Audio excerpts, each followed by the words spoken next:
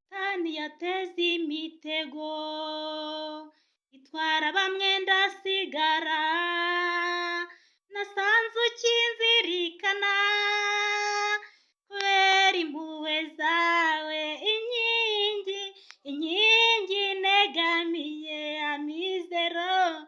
amizero y'abihebye, rukundo rutagereranywa, umbera umutamenwa, umbereye umutabazi, untera ubutwari, rukundo rutagereranywa, umbera umutamenwa.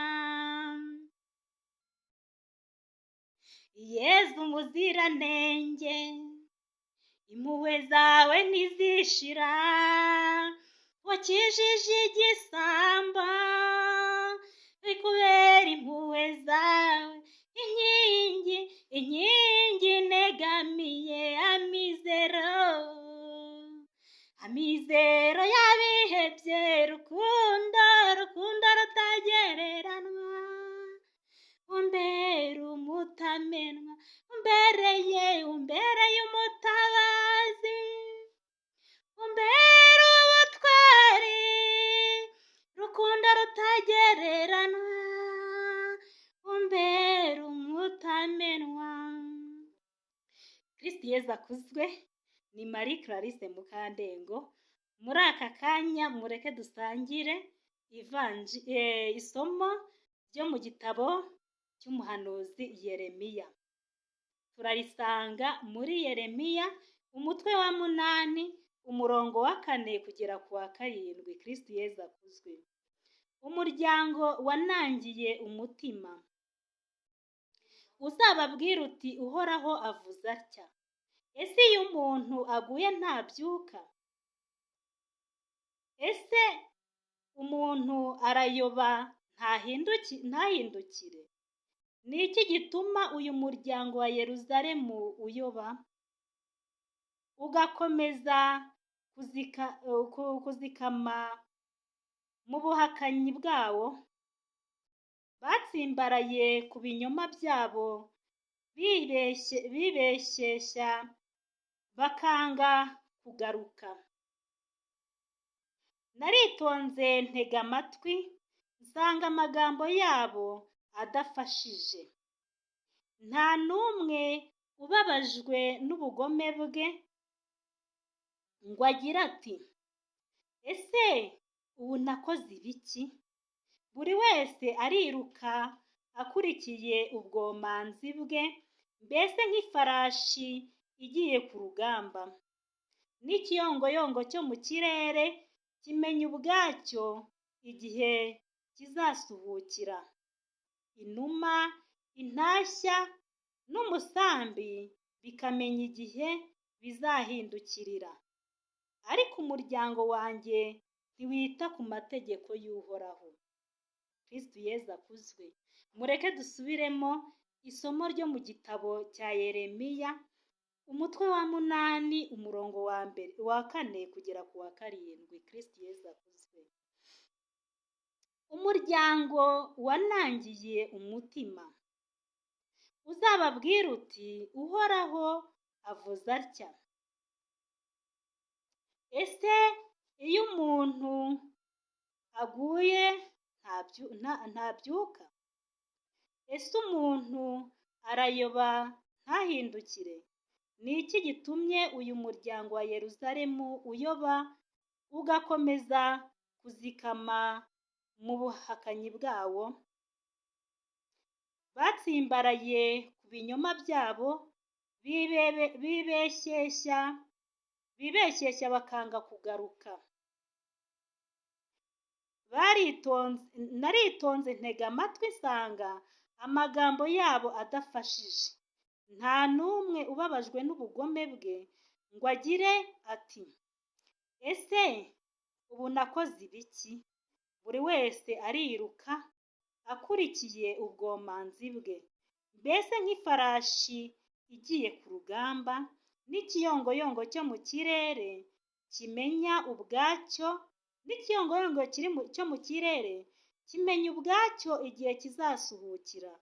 Inuma, intashya n'umusambi bikamenya igihe bizahindukirira, ariko umuryango wanjye ntiwita ku mategeko y'Uhoraho. Kristo Yezu akuzwe. Ni isomo ryo muri Yeremiya, umutwe wa 8, umurongo wa 4 kugera ku wa 7. Kristo Yezu akuzwe. Ni Marie Clarisse Mukandengo. Uyu munsi wa none twabonye yuko muri Yeremiya, ubwo nari ndimo mbabwira igihe twari tukiri ku burwayi bwo mu mutwe, nabasobanuriye ukuntu Yeremiya igitabo cye n'ubundi cyaje gisa n'igiherekeranyije n'icya Yezu Kristo, n'igiherekeranye, mbese cyaje muri make. Yeremiya yaje asa n'uwerekana Yezu Kristo, kuko Yeremiya yari mu maganya menshi, Yeremiya yari mu magorwa menshi, atotezwa na bene se, atotezwa n'abavandimwe be, atotezwa na za nshuti ze. Nuko aratekereza ati, reka noneho ndebe nanjye uko ngira icyo mvuga kuri ibi bintu. Kristo Yezu akuzwe. Uyu munsi ni Mukandengo Marie Clarisse ugusomeye iri somo ryo muri Yeremiya, umutwe wa 8, umurongo wa 4 kugera ku wa 7. Uyu munsi ushobora kuba uri mu maganya nk'aya Yeremiya. Uyu munsi ushobora kuba uri mu bibazo nk'ibya Yeremiya. Uyu munsi ushobora kuba uri kurwana intambara nk'izo Yeremiya yarwanye. Kristo Yezu akuzwe. Ariko uyu munsi Yezu yaje gukuraho ayo maganya yose. Kristo yaje kugukura muri ako kangaratete kose. Uyu munsi hari uwakugambaniye, uyu munsi hari uwaguteranyije ku bavandimwe bawe, ariko uyu munsi Yeremiya ari kukuvuga nawe ko umuryango wanze kumvira amategeko y'Uhoraho.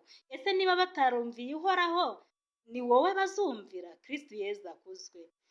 Ugira icyo ukuramo, nanjye mfite icyo nakuyemo. Uru rugendo rwo kuri iyi si ntabwo rworoshye, duhura na byinshi, ariko kandi abanzi b'abantu ntago ari abantu, ahubwo ni ibikomangoma n'ibihangange by'iyi si. Kristo Yezu akuzwe. Uyu munsi wa none rero, ibyo uhibibikanamo nabyo, ibyo urwana nabyo, ujye wibuka amagorwa ya Yeremiya, Uwiteka azabikwambutsamo, ubitambukemo gitwari. Kristo Yezu akuzwe. Mbere na mbere Imana nyir'ibiremwa yakoreshaga abahanuzi bayivugiraga. Muri iki gihe ni Roho Mutagatifu uvugurura byose bigahinduka bishya. Nihasingizwe Imana nyir'ibiremwa, hasingizwe umwana wayo byaremewemo. Nihasingizwe Roho Mutagatifu utuvugurura. Kristo Yezu akuzwe. Mbere na mbere Imana nyir'ibiremwa yatumaga abahanuzi, ikajya kubwira abantu ngo muvandimwe reka iki, nshuti yanjye va kuri ibi ngibi. Ariko uyu munsi wa none ntabwo tukigengwa n'abahanuzi, ntabwo tukigengwa n'ab'Imana yadutumyeho, ahubwo turagengwa na roho zacu nk'uko ijambo ry'Imana ribivuga. Uyu munsi rero kora icyo Roho Mutagatifu akubwiye. Irinde gukora icyo wabwiwe n'umuntu, irinde kugendera ku nama z'abandi, ugendere ku nama zawe bwite, kugira ngo tuzaronke ubwami bwo mu ijuru. Kristo Yezu akuzwe. Ni Marie Clarisse ubikubwira inshuti yawe. Unsabire, nanjye ndagusabira. Uru rugamba turimo kuri iyi si ntabwo rworoshye, ariko mu izina rya Yezu wapfuye akabambwa ku musaraba, tuzarunesha kandi tuzaba mu gihugu cyo mu ijuru. Kristo Yezu akuzwe. Dusabirane.